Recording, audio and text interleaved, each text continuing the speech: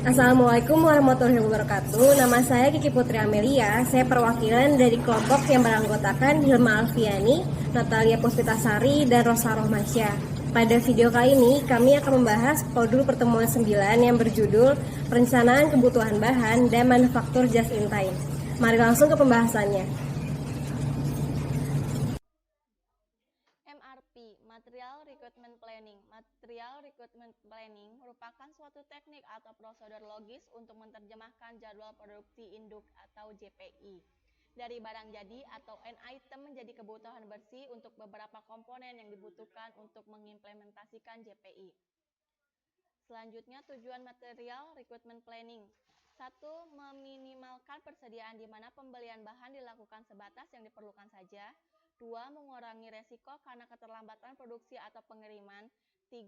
Komitmen yang realistis di mana jadwal produksi diharapkan dapat dipenuhi sesuai rencana, sehingga komitmen terhadap pengiriman barang dapat dilakukan secara lebih realistis. Dan 4. Meningkatkan efisiensi karena jumlah persediaan waktu produksi dan waktu pengiriman barang dapat direncanakan lebih baik sesuai dengan jadwal induk produksi.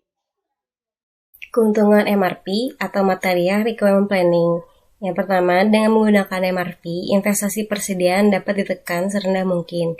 Yang kedua, perencanaan persediaan dapat dilakukan secara detail dan dapat berubah sesuai dengan keadaan. Yang ketiga, penyediaan data untuk masa mendatang dengan berbasis setiap item. Yang keempat, pengontrolan persediaan dapat dilakukan setiap saat. Yang kelima, jumlah pemesanan berdasarkan kebutuhan.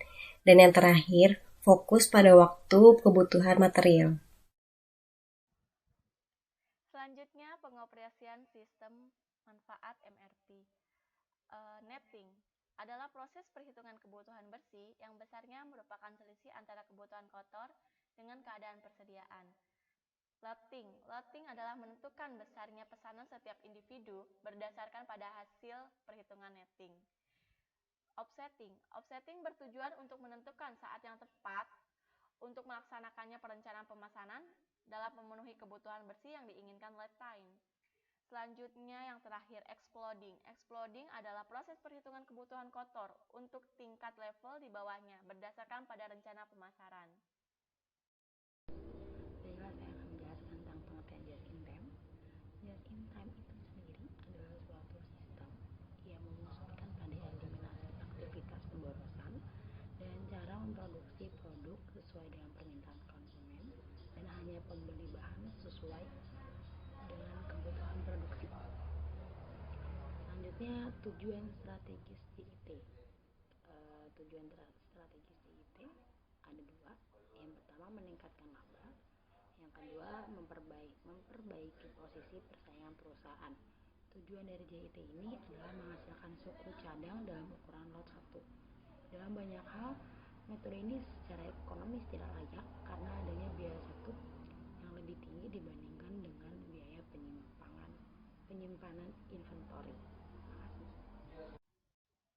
Selanjutnya, tujuan utama dari sistem produksi JIT adalah meningkatkan laba dan return on investment atau ROI. Perusahaan yang menggunakan produksi JIT dapat meningkatkan efisiensi dalam bidang lead time atau waktu tunggu, pemanufakturan, persediaan bahan, barang dalam proses, dan produk selesai, waktu perpindahan, tenaga kerja langsung dan tidak langsung, ruangan pabrik, biaya mutu, dan yang terakhir adalah pembelian bahan. Baiklah, di sini saya akan menjelaskan tentang elemen sistem JIT. Di dalam JIT, jadwal induk atau jadwal perakitan akhir dirancang untuk suatu periode waktu tertentu, katakanlah 1 hingga 3 bulan untuk masa yang akan datang, sehingga dapat memberikan kesempatan kepada pusat kerja dan para penyuplai untuk merencanakan jadwal kerja mereka. Terima kasih. Selanjutnya, sistem JIT. Sistem JIT ini dirancang untuk menyiapkan kesalahan dan memperbaikinya, bukan malah menutupinya dengan inventory. Akhirnya, hubungan dengan penyuplai berubah sama sekali dalam sistem JIT. Para penyuplai diminta untuk melakukan pengiriman yang teratur atau sekitar 4 kali setiap harinya, langsung ke lini produksi. Selanjutnya saya akan membahas tentang 5 faktor kunci sukses dalam just in time. Yang pertama ada supplier, yang kedua ada layout, yang ketiga ada inventory, yang keempat scheduling, yang kelima preventative maintenance. Supplier merupakan orang yang mensupport kita untuk memberikan barang mentah untuk kita olah menjadi barang jadi. Yang kedua ada layout. Layout merupakan gambaran sistem kerja atau gambaran sistem produksi yang ada di dalam perusahaan. Yang ketiga, inventory. Inventory merupakan ketersediaan atas stok barang yang kita produksi yang ada di gudang. Yang keempat, scheduling. Scheduling merupakan jadwal proses produksi. Yang kelima, preventative maintenance adalah perawatan atas mesin-mesin yang kita gunakan untuk proses produksi. Sekian presentasi dari kelompok 5, kurang lebihnya mohon maaf. Wassalamualaikum warahmatullahi wabarakatuh.